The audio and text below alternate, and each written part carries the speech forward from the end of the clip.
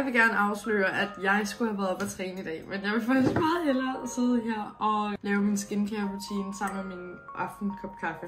Og i den anledning tænkte jeg, at jeg vil give jer 10 virkelig essentielle tips til at få noget lækkert hår. Og jeg skal simpelthen bare lige fjerne make-up og lave min skincare. Den første, lad være med at gå i bad og vaske dit hår mere end 2 gange om ugen. Det er absolut max. Nummer 2.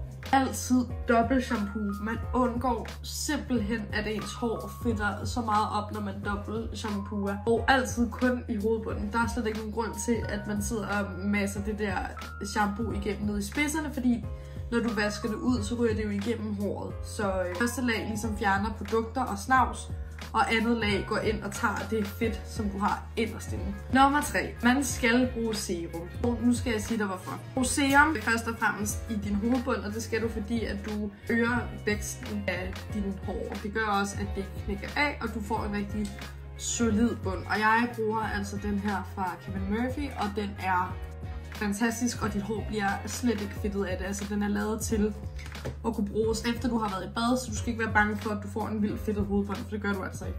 Og til spidserne, der bruger jeg altså den her fra Billed's Formula, og det gør jeg, fordi det er simpelthen den bedste på markedet.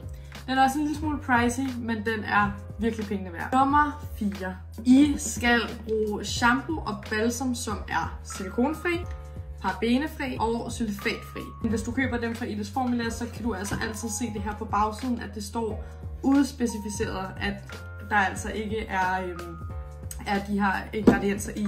Virkelig godt betale sig at købe den lidt dyre balsam eller den lidt dyre shampoo, fordi et er, at du går mindre i bad, men at du skader altså heller ikke dit hår. Og også i mærker, som jo faktisk centrerer sig om håret. Altså man får jo altid de bedste produkter fra de brands, som koncentrerer sig specifikt om en enkelt ting. Nummer 5. Husk at vaske dit sengetøj ofte. Og det skal du altså, fordi der sidder simpelthen så meget fedtlag på det her sengetøj.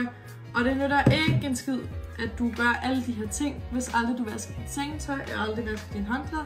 Fordi der sidder jo selvfølgelig en masse bakterier på, når du ligger og sover. Kom tilbage for part 2, hvor at jeg giver de sidste 5 tips.